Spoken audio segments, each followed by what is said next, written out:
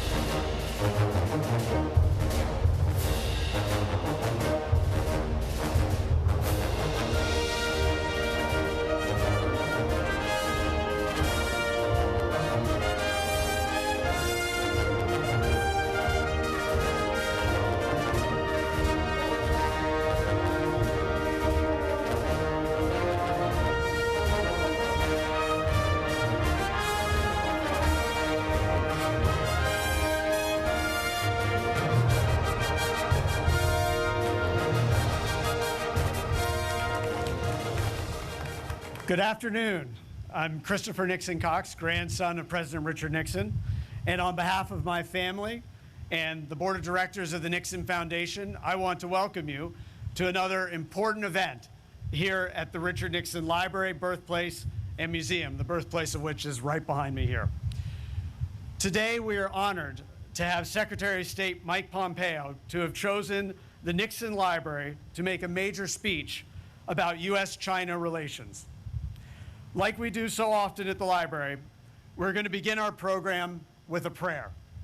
Would you please remain standing and welcome Greg Laurie, the senior pastor at Harvest Christian Fellowship, for an invocation.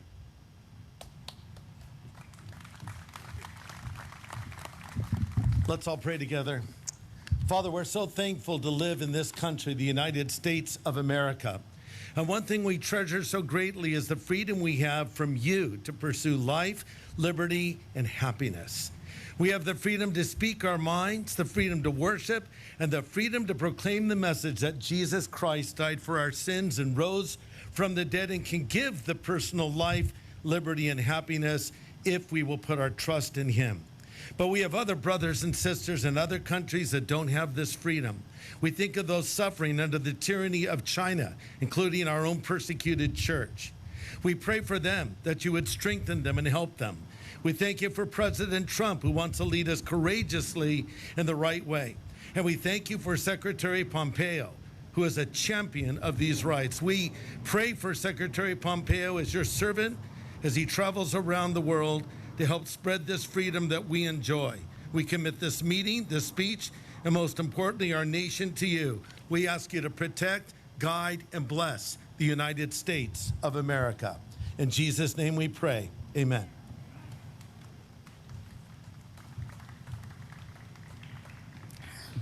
Thank you, Pastor. Let's remain standing as we salute our country. Please, with the presentation of colors and the national anthem.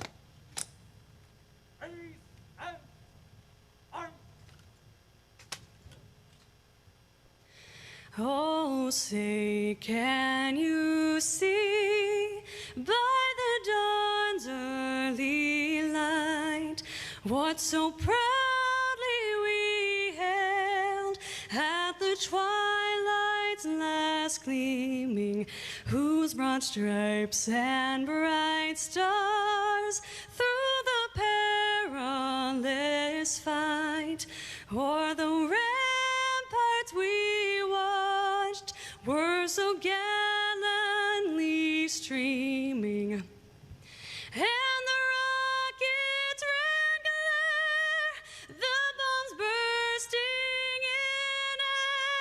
gave proof through the night that our flag was still there. Oh, say does that star-spangled banner yet wave o'er the land of the free and the home of the brave?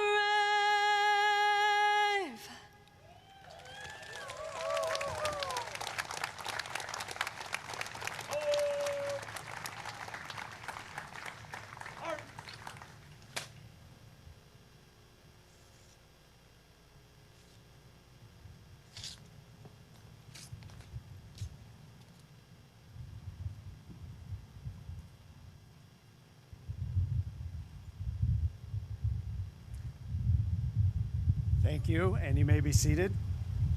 And please join me in thanking the Air Force Blue Eagles Honor Guard and Senior Airman Kayla Hyde-Smith of the Air Force Band of the Golden West for that beautiful rendition.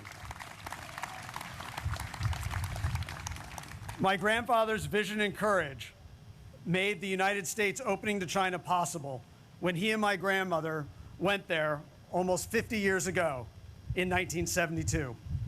He called that the week that changed the world, and he understood that the world is always changing. Secretary Pompeo is on the front line of America's foreign policy, and it's fitting that he is here at the Nixon Presidential Library and birthplace to discuss the relationship between our two countries today. It is my privilege now to introduce a distinguished statesman, a mayor, a senator, a governor, and an old and close friend of my family, the Nixon family, who will introduce Secretary Pompeo. In fact, my family asked this old and dear friend to eulogize both my grandmother and my grandfather in this exact location 26 and 27 years ago today, 26 and 27 years ago. Ladies and gentlemen, please join me in welcoming Governor Pete Wilson.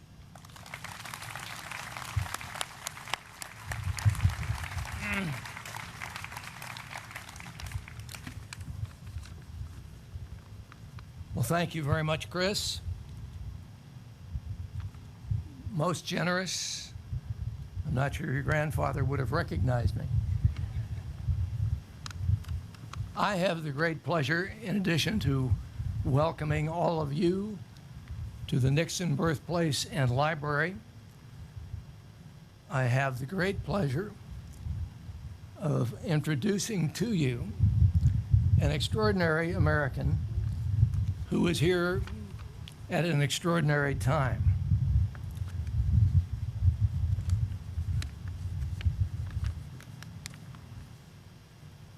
But the fun of it is, in introducing our honored guest, I also am welcoming him not just to the Nixon Library, but I'm welcoming him back home to Orange County.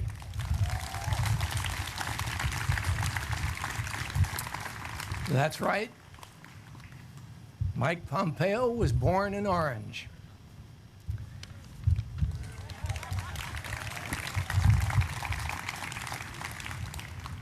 He attended Los Amigos High School in Fountain Valley, where he was an outstanding student and athlete. In fact, I have it on good authority that among the fans of glory days of Lobo basketball, a reverent hush descends upon the crowd whenever the name Pompeo is mentioned. The secretary was first in his class at West Point. He won the award as the most distinguished cadet. He won another award for the highest achievement in engineering management. He spent his active duty years, his Army years, in West Germany and, as he put it, patrolling the Iron Curtain before the fall of the Berlin Wall. In 19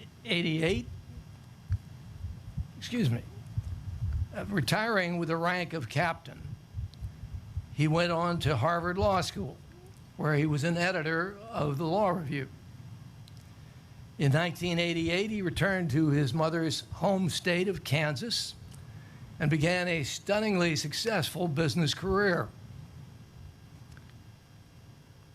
He was elected to the House of Representatives from Kansas in 2011, where he soon gained great respect for a reputation as one of the most diligent and astute members of the House the House Intelligence Committee. In 2017, President Trump nominated him to be the director of Central Intelligence. And in 2018, he was confirmed as our 70th Secretary of State. You have to admit, that's quite an impressive resume. So it's sad there's only one thing missing that prevents it from being perfect. If only Mike had been a Marine.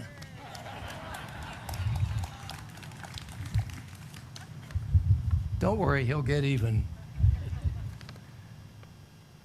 Mike Pompeo is a man devoted to his family. He is a man of faith, of the greatest patriotism and the highest principle. One of his most important initiatives at the State Department has been the creation of a commission on unalienable rights, where academicians, philosophers, and ethicists advise him on human rights grounded in America's founding principles and the principles of the 1948 Universal Declaration of Rights.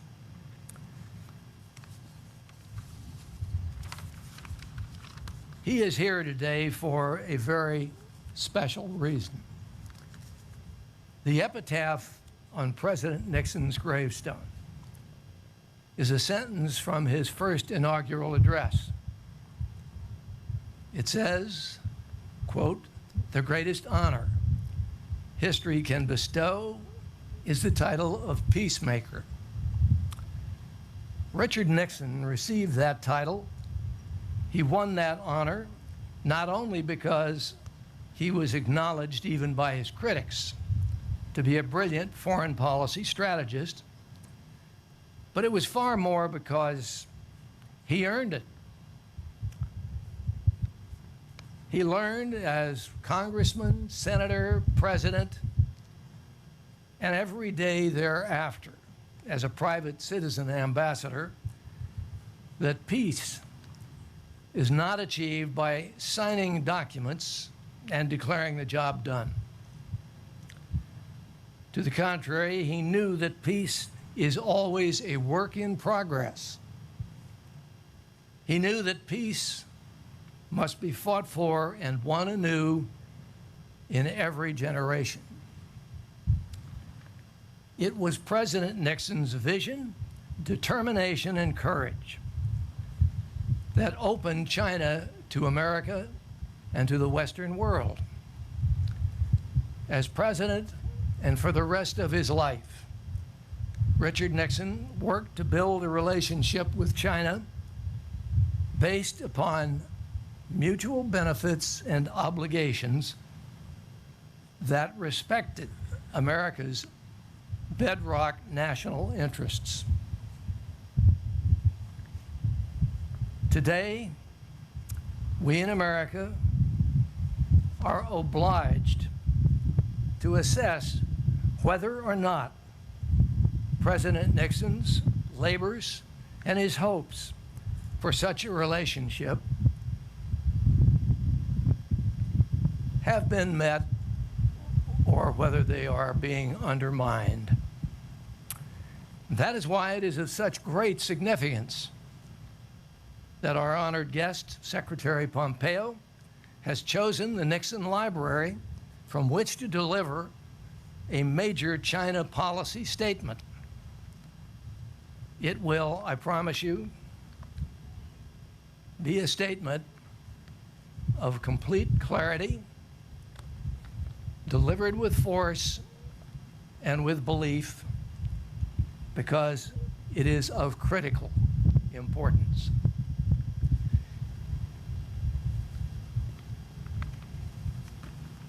Ladies and gentlemen, it is my great honor and pleasure to welcome to this podium and to this audience our honored guest, the Secretary of State of the United States of America,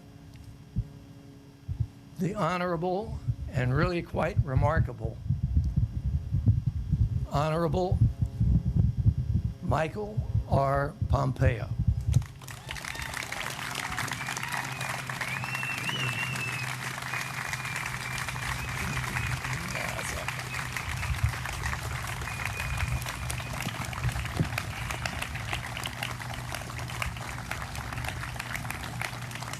Thank you. Thank you all. Thank you, Governor, for that very, very generous introduction. It is true, when you walk in that gym and you say the name Pompeo, there is a whisper. I had a brother, Mark, who was really good, a really good basketball player. And how about another round of applause for the Blue Eagles Honor Guard and Senior Airman Kayla Highsmith and her wonderful rendition of the national anthem. Thank you, too, to Pastor Lori for that moving prayer. And I want to thank Hugh Hewitt and the Nixon Foundation for your invitation to speak at this important American institution. It's great to be sung to by an Air Force person, introduced by a Marine, and they let the Army guy in front of the Navy guy's house. It's all good. It's an honor to be here in Yorba Linda, where Nixon's father built the house in which he was born and raised. To all the Nixon Center board and staff who made today possible. It's difficult in these times.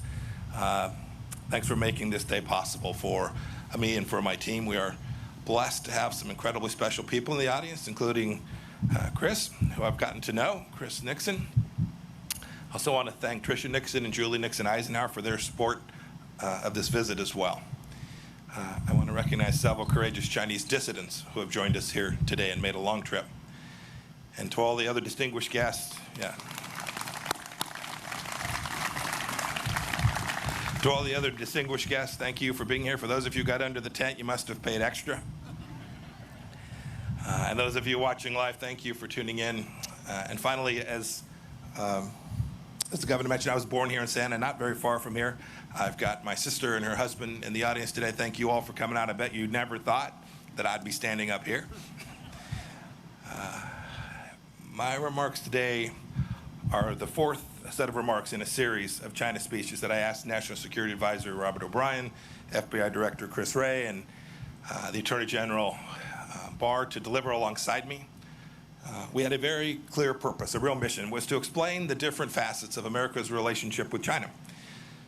The massive imbalances in that relationship that have built up over decades, and the Chinese Communist Party's designs for hegemony.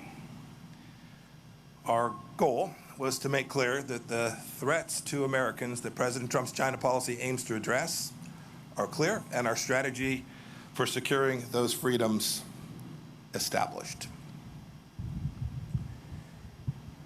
You know, Ambassador O'Brien spoke about ideology. FBI Director Wray talked about espionage. Attorney General Barr spoke about economics. And now my goal today is to put it all together for the American people and detail what the China threat means for our economy, for our liberty, and indeed for the future of free democracies around the world.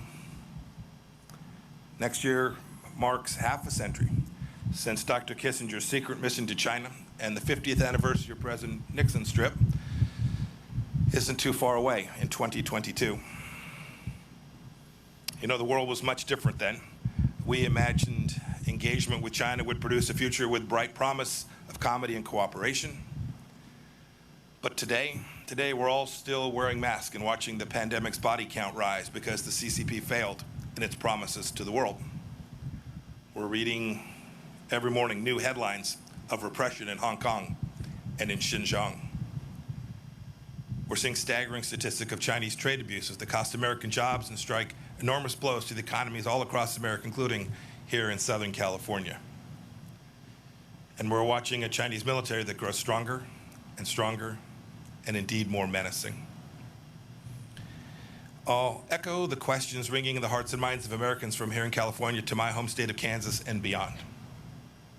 What do the American people have to show now, 50 years on, from engagement with China?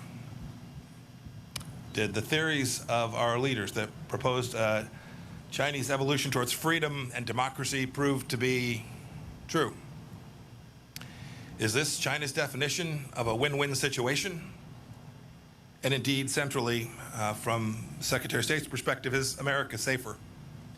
Do we have a greater likelihood of peace for ourselves and peace for the generations which will follow us? Look, we have to admit a hard truth. We must admit a hard truth that should guide us in the years and decades to come. That if we want to have a free 21st century and not the Chinese century of which Xi Jinping dreams, the old paradigm of blind engagement with China simply won't get it done.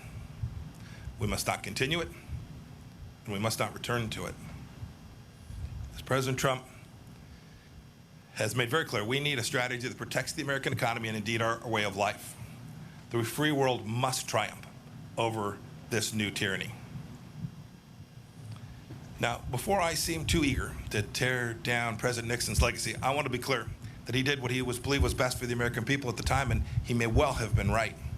He was a brilliant student of China, a fierce Cold Warrior, and a tremendous admirer of the Chinese people, just as I think we all are. He deserves enormous credit for realizing that China was too important to be ignored, even when the nation was weakened because of its own self-inflicted communist brutality. In 1967, in a very famous foreign affairs article, Nixon explained his future strategy. Here's what he said. He said, taking the long view, we simply cannot afford to leave China forever outside of the family of nations. The world cannot be safe until China changes. Thus, our aim, to the extent we can, we must influence events. Our goal should be to induce change. And I think that's the key phrase from the entire article, to induce change. So with that historic trip to Beijing, President Nixon kicked off our engagement strategy. He nobly sought a freer and safer world, and he hoped that the Chinese Communist Party would return that commitment. As time went on, American policymakers increasingly presumed that as China became more prosperous, it would open up, it would become freer at home, and indeed present less of a threat abroad. It'd be friendlier. It all seemed, I am sure, so inevitable. But that age of inevitability is over. The kind of engagement we've been pursuing has not brought the kind of change inside of China that President Nixon had hoped to induce. The truth is that our policies and those of other free nations resurrected China's failing economy only to see Beijing bite the international hands that were feeding it. We opened our arms to Chinese citizens only to see the Chinese Communist Party exploit our free and open society. China sent propagandists into our press conferences, our research centers, our high schools, our colleges, and even into our PTA meetings. We marginalized our friends in Taiwan, which later blossomed into a vigorous democracy.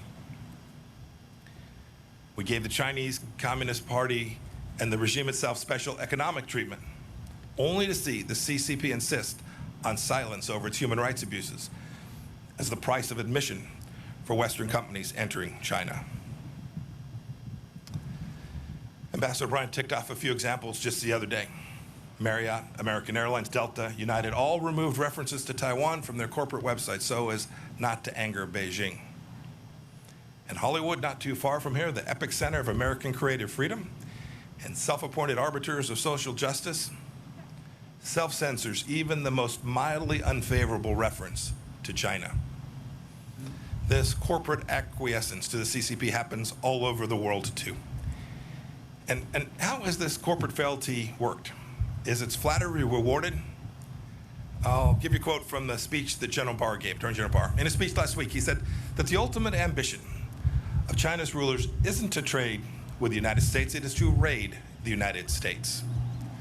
China ripped off our prized intellectual property and trade secrets, causing millions of jobs all across America. It sucked supply chains away from America and then added a widget made of slave labor.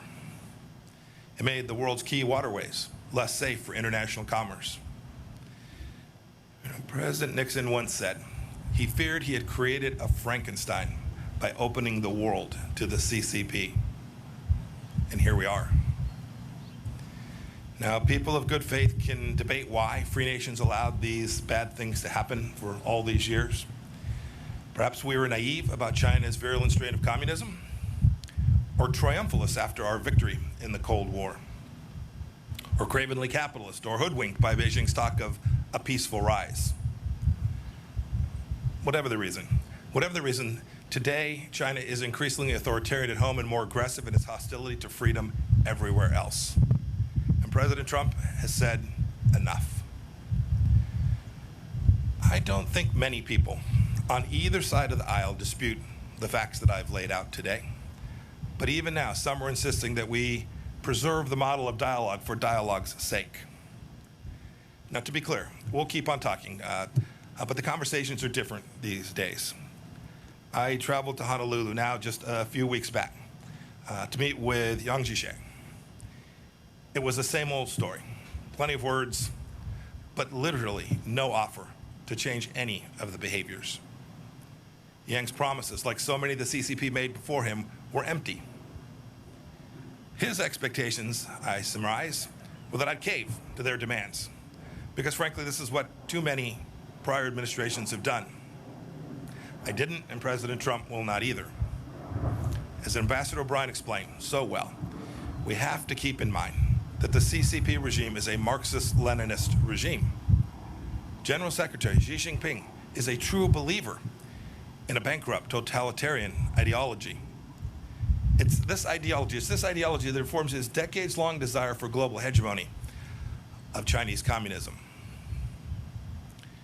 America can no longer ignore the fundamental political and ideological differences between our countries, just as the CCP has never ignored them. My experience in the House Intelligence Committee, and then as director of the Central Intelligence Agency, and my now 2+ years as America's Secretary of State have led me to this central understanding that the only way to truly change communist China is to act not on the basis of what Chinese leaders say, but how they behave. And you can see American policy responding to this conclusion. President Reagan said that he drew out with the Soviet Union on the basis of trust but verify. When it comes to the CCP, I say we must distrust and verify. We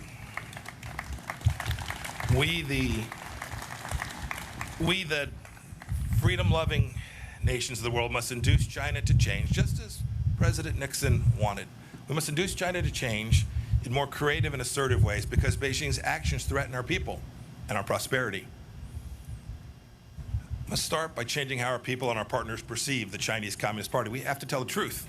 We can't treat this incarnation of China as a normal country just like any other. We know that trading with China is not like trading with a normal law-abiding nation. Beijing threatens international agreements treats international agreements as suggestions, as conduits for global dominance.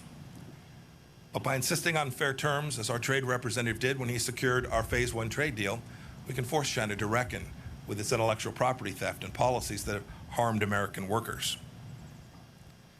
We know, too, that doing business with a CCP-backed company is not the same as doing business with, say, a Canadian company. They don't answer to independent boards, and many of them are state-sponsored and so have no need to pursue profits. A good example is Huawei. We stopped pretending Huawei is an innocent telecommunications company just showing up to make sure you can talk to your friends. We've called it what it is, a true national security threat, and we've taken action accordingly. We know, too, that if our companies invest in China, they may wittingly or unwittingly support the Communist Party's gross human rights violations. Our Departments of Treasury and Commerce have thus sanctioned blacklisted Chinese leaders and entities that are harming and abusing the most basic rights for people all across the world. Several agencies have worked together on a business advisor to make certain that our CEOs are informed of how their supply chains are behaving inside of China. We know, too, that not all Chinese students and employees are just normal students and workers that are coming here to make a little bit of money and to garner themselves some knowledge. Too many of them come here to steal our intellectual property and to take this back to their country. The Department of Justice and other agencies have vigorously pursued punishment for these crimes. We know that the People's Liberation Army is not a normal army, too. Its purpose is to uphold the absolute rule of the Chinese Communist Party elites and expand a Chinese empire, not to protect the Chinese people. And so our Department of Defense has ramped up its efforts, freedom of navigation operations out throughout the East and South China Seas and in the Taiwan Strait as well. And we've created a space force to help deter China from aggression on that final frontier. And so too, frankly, we've built out a new set of policies at the State Department dealing with China, pushing President Trump's goals for fairness and reciprocity to rewrite the imbalances that have grown over decades. Just this week, we announced the closure of the Chinese consulate in Houston because it was a hub of spying and intellectual property theft. We reversed 2 weeks ago 8 years of cheek turning with respect to international law in the South China Sea. We've called on China to conform its nuclear capabilities to the strategic realities of our time. And the State Department at every level, all across the world, has engaged with our Chinese counterparts simply to demand fairness and reciprocity. But our approach can't just be about getting tough. That's unlikely to achieve the outcome that we desire. We must also engage and empower the Chinese people, a dynamic, freedom-loving people who are completely distinct from the Chinese Communist Party. That begins with in-person diplomacy. I've met Chinese men and women of great talent and diligence wherever I go. I've met with Uyghurs and ethnic Kazakhs who have escaped Xinjiang's concentration camps. I've talked with Hong Kong's democracy leaders, from Cardinal Zen to Jimmy Lai. 2 days ago, in London, I met with Hong Kong freedom fighter Nathan Law. And last month, in my office, I heard the stories of Tiananmen Square survivors. One of them's here today. Wang Dan was a key student who has never stopped fighting for freedom for the Chinese people. Mr. Wang, will you please stand so that we may recognize you?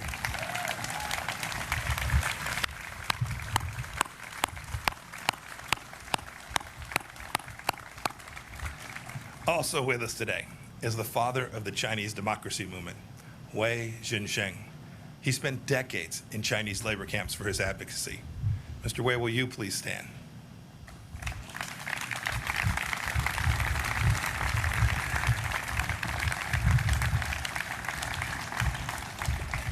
You know, I grew up and served my time in the Army during the Cold War, and if there's one thing I learned, communists almost always lie. The biggest lie that they tell is to think that they speak for 1.4 billion people who are surveilled, oppressed, and scared to speak out. Quite the contrary, the CCP fears the Chinese people's honest opinions more than any foe. And save for losing their own grip on power, they have no reason to. Just think how much better off the world would be, not to mention the people inside of China, if we had been able to hear from the doctors in Wuhan and they'd been allowed to raise the alarm about the outbreak of a new and novel virus. For too many decades, our leaders have ignored, downplayed the words of brave Chinese dissidents and warned us about the nature of the regime we're facing, and we can't ignore it any longer. They know as well as anyone that we can never go back to the status quo. But changing the CCP's behavior cannot be the mission of the Chinese people, and free nations have to work to defend freedom. It's the furthest thing from easy. But I have faith we can do it. I have faith because we've done it before. We know how this goes. I have faith because the CCP is repeating some of the same mistakes that the Soviet Union made. Alienating potential allies, breaking trust at home and abroad, rejecting property rights and predictable rule of law. I have faith. I have faith because of the awakening I see among other nations that know we can't go back to the past in the same way that we do here in America. I've heard this from Brussels to Sydney to Hanoi. And most of all, I have faith we can defend freedom because of the sweet appeal of freedom itself. Look at the Hong Kongers clamoring to emigrate abroad as the CCP tightens its grip on that proud city. They wave American flags. It's true. There are differences. Unlike the Soviet Union, China is deeply integrated into the global economy. But Beijing is more dependent on us than we are on them.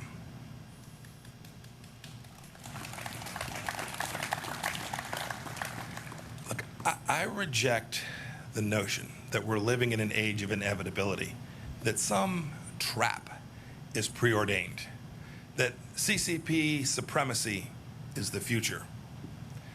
Our approach isn't destined to fail because America is in decline.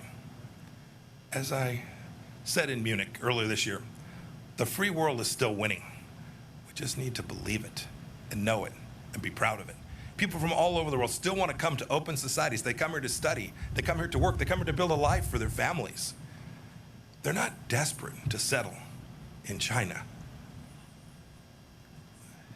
It's time. It's great to be here today. The timing is perfect. It's time for free nations to act. Not every nation will approach China in the same way, nor should they. Every nation will have to come to its own understanding of how to protect its own sovereignty, how to protect its own economic prosperity, and how to protect its ideals from the tentacles of the Chinese Communist Party. But I call on every leader of every nation to start by doing what America has done, to simply insist on reciprocity, to insist on transparency and accountability from the Chinese Communist Party. It's a cadre of rulers that are far from homogenous, and these simple and powerful standards will achieve a great deal. For too long, we let the CCP set the terms of engagement, but no longer. Free nations must set the tone. We must operate on the same principles. We have to draw common lines in the sand that cannot be washed away by the CCP's bargains or their blandishments. Indeed, this is what the United States did recently when we rejected China's unlawful claims in the South China Sea once and for all, as we have urged countries to become clean countries so that their citizens' private information doesn't end up in the hand of the Chinese Communist Party. We did it by setting standards. Now, it's true, it's difficult. It's difficult for some small countries. They fear being picked off. Some of them, for that reason, simply don't have the ability or the courage to stand with us for the moment. Indeed, we have a NATO ally of ours that hasn't stood up in the way that it needs to with respect to Hong Kong because they fear Beijing will restrict access to China's market. This is the kind of timidity that will lead to historic failure, and we can't repeat it. We cannot repeat the mistakes of these past years. The challenge of China demands exertion, energy from democracies, those in Europe, those in Africa, those in South America, and especially those in the Indo-Pacific region.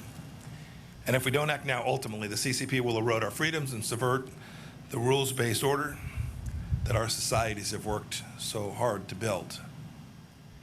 If we bend the knee now, our children's children may be at the mercy of the Chinese Communist Party, whose actions are the primary challenge today in the free world.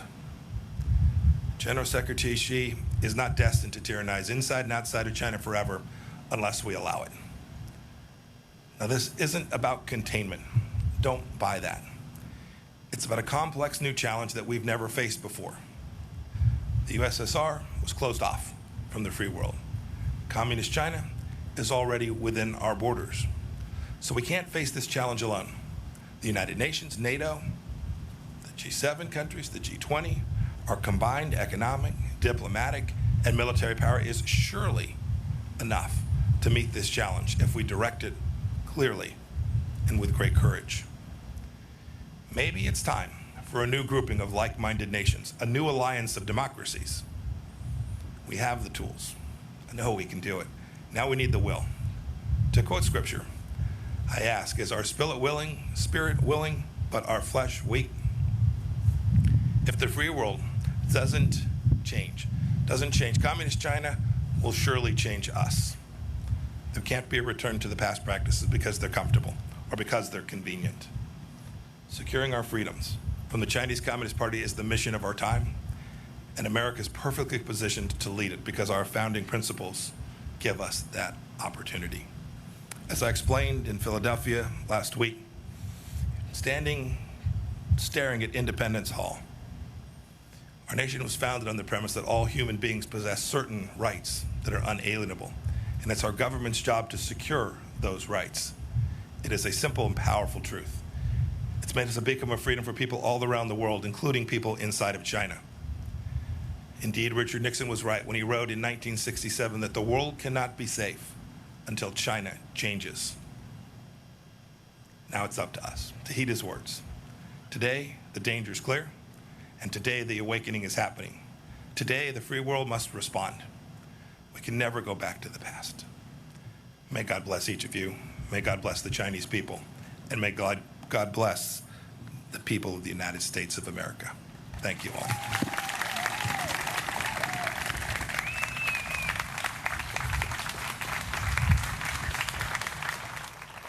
Thank you, Mr. Secretary. Please be seated.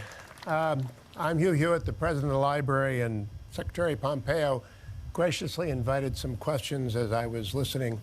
Thank you for joining us, Mr. Secretary, at the Nixon Library. My first question has to do with the context of the president's visit in 1972. You mentioned the Soviet Union was isolated, but it was dangerous. He went to the People's Republic of China in 1972 to try and ally and combine interest with them against the Soviet Union. It was successful. Does Russia present an opportunity now to the United States to coax them into the battle, to be relentlessly candid about the Chinese Communist Party? So I do think there's that opportunity. That opportunity is born of the relationship, the natural relationship between Russia and China. And we can do something as well. There are places where we need to work with Russia. Today, or tomorrow, I guess it is, our teams will be on the ground with the Russians working on a strategic dialogue to hopefully create the next generation of arms control agreements like Reagan did. It's in our interest, it's in Russia's interest. We've asked the Chinese to participate. They've declined to date. We hope they'll change their mind. It's these kind of things, these proliferation issues, these big strategic challenges that if we work alongside Russia, I'm convinced we can make the world safer. And so I think there is a place for us to work with the Russians to achieve a more likely outcome of peace, not only for the United States, but for the world. President Nixon also put quite a lot of story in personal relationships over many years with individuals. That can lead wrong. President Bush famously misjudged Vladimir Putin and said so afterwards. You have met President Xi often. Is the General Secretary of the Chinese Communist Party someone with whom we can deal on a transparent and reliable basis, in your opinion, based on your personal diplomacy with him? So the meetings that I've had and the meeting that the president we've had, they've been good, frank conversations. He is the most powerful leader of China since Mao. He has also, in many ways, deinstitutionalized the Chinese Communist Party, thus giving him even more capacity and more power. But I think the way to think about it is how I spoke about this today. It's about actions. And so how one evaluates one's counterparts sitting across the table from them is important to think about how you can find common understandings and make progress.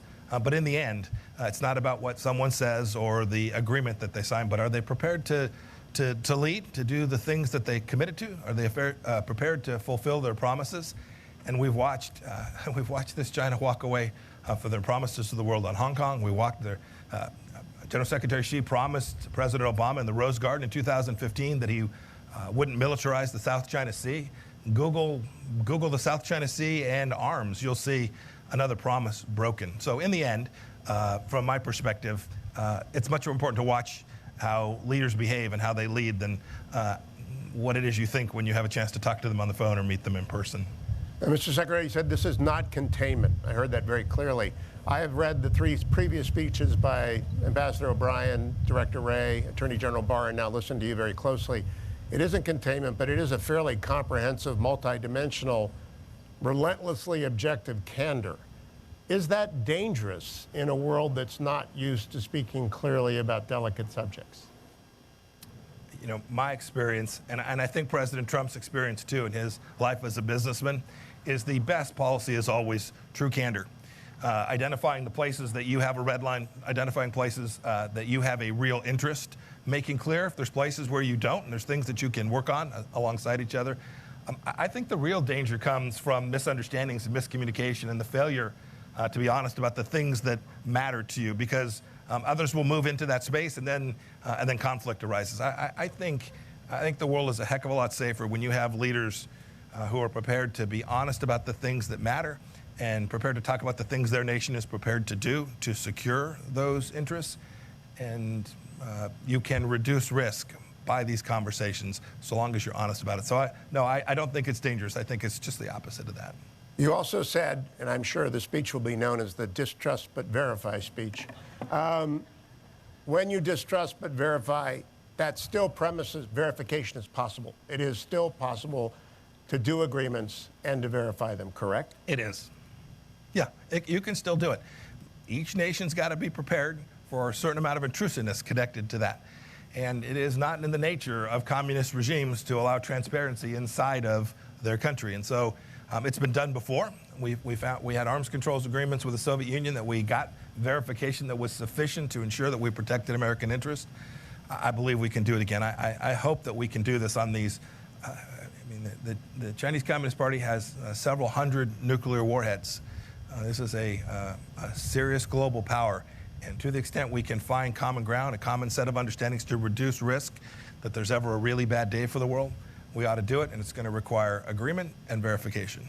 Ambassador Richard Haass, who is now chairman of the Council on Foreign Relations, said very recently, it may have been yesterday, it might have been this morning, I saw it this morning preparing, quote, Secretary Pompeo doesn't speak of China, but of the Chinese Communist Party if there is a China, as if there were a China apart from the party.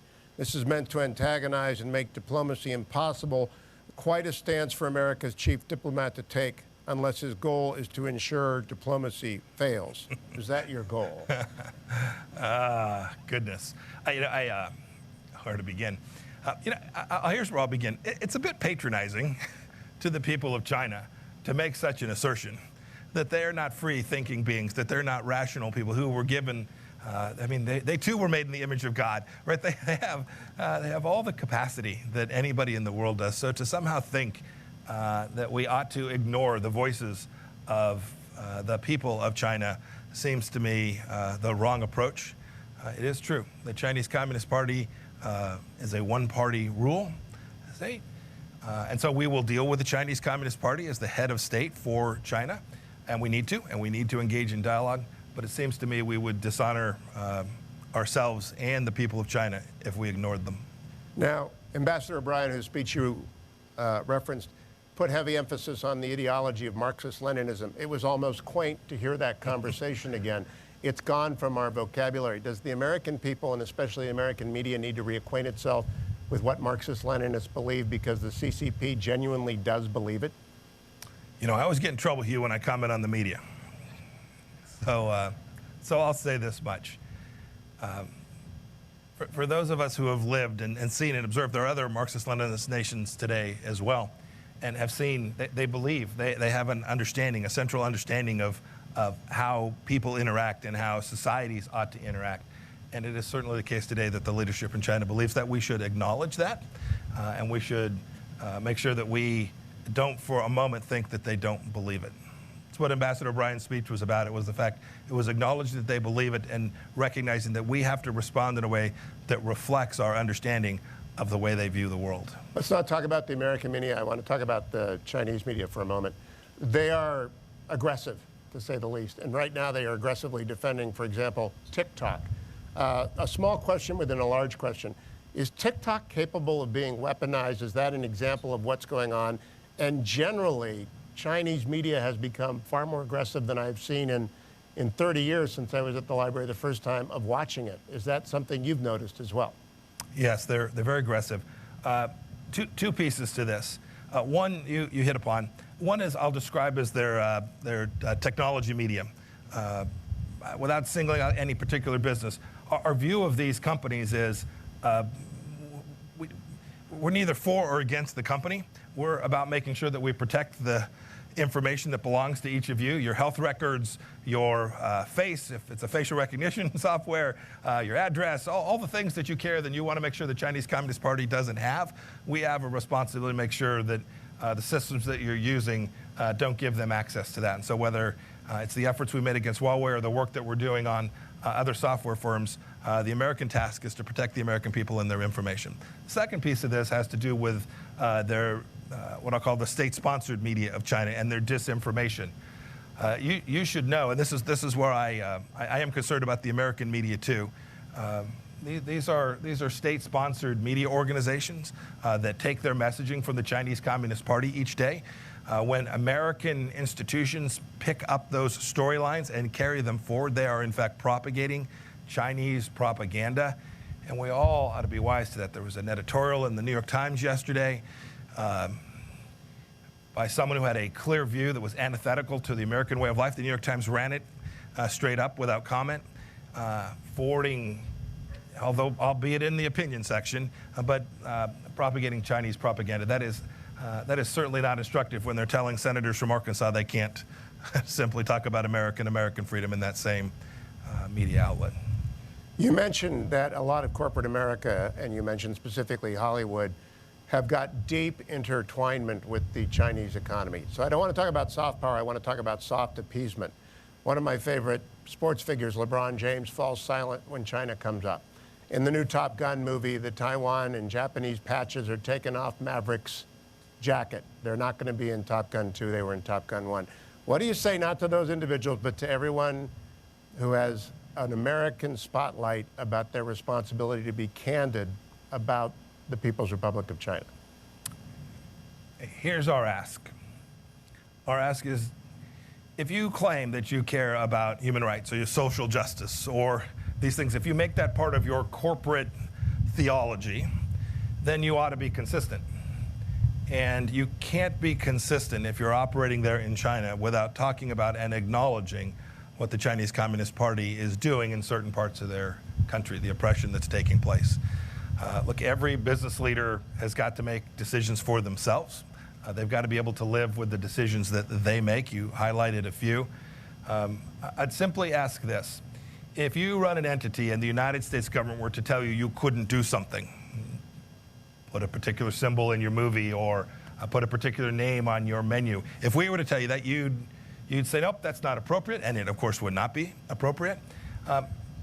It seems to me that if you permit the Chinese Communist Party to limit you in that way, it's got to be difficult for you to go home at night. Two more questions, Mr. Secretary. Because it is hot and it is warm, and everyone out here has been in the sun for a while. You're a West Point graduate, and as Governor Wilson noted, #1, so this might be tough for you, but we are in, like Athens was a naval power, America is a naval power, and as like Sparta is, China is a land power.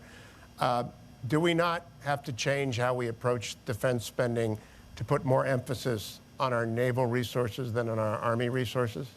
Oh, that's tough for an Army guy to say. I know. That's just, you're killing me. Look, I'll leave to Secretary Esper the details of this, but here's what I can say. When President Trump set out our national security strategy early on in the administration, for the first time, we identified China in a way that was fundamentally different than we had done, this isn't partisan, for decades. That was important because that was a signal to all of us, whether it's the State Department or the Defense Department, that we need to reorient our assets. And so, yes, you've seen the Department of Defense to begin to do that. These are big things to turn. These budgets are multi-year. It takes a while. But if you look at how Secretary Esper and President Trump are positioning our military capabilities, not just the tactical, operational, and strategic capabilities, but our cyber capabilities, our space capabilities. If you look at how we're thinking about this and spending resources in year 2, 3, 4, and 5, I think you'll see that our focus has shifted pretty dramatically. It's not to say that our efforts to protect America from terrorism are behind us. We still have work to do there. But I think this great power challenge that presents itself is something that we have recognized, and we begin to make sure that we allocate your money, our taxpayer resources that we have, to the appropriate ends to achieve American security. My last question has to do with a former Secretary of State who was also an Army man, George Marshall. He gave a speech in 1947 at your alma mater, Harvard, in which he called on all the nations of the world to recognize that the world was in crisis and to choose a side. And he assured them in that famous address that if you chose the American side in asserting Europe, you could count on America. So as you make the appeal you did today, not just to Europe, where it's relatively easy to be outspoken, though Norway has found it not to be outspoken, but to Taiwan and Japan and Vietnam and all of the Australia, all of the nations of that region, can they rely on America in the way that people opposing the Soviet Union could rely on George Marshall's assurance in 1947? Undoubtedly. Undoubtedly, Hugh. The only thing I'll say is this language of pick a side does make sense to me, but I think about picking a side differently than picking America or picking China. I think the sides, the division, the shirts and skins, if you will, is between freedom and tyranny. I think that's the decision that we're asking each of these nations to make. And here's the good news of this. The good news is it does take American leadership often in these cases. To your point, they need to know that America will be there for them. I've seen the tide turn. In just these 3.5 years of our administration, I've watched other nations have less timidity, become more prepared to stand up for their freedoms and for the freedoms of their people. We don't ask them to do this for America. We ask them to do it for their country and for their nation, the freedom and the independence, and to protect the rights of their people. And when we do that and we tell them that America will be there, I'm very confident in the end that this is a world that, with the hard work applied, will become one that is governed by a rules-based order, and the freedom of the American people will be secured. Mr. Secretary, thank you for joining us here today. Thank you. Please join me in thanking the Secretary. Thank you all.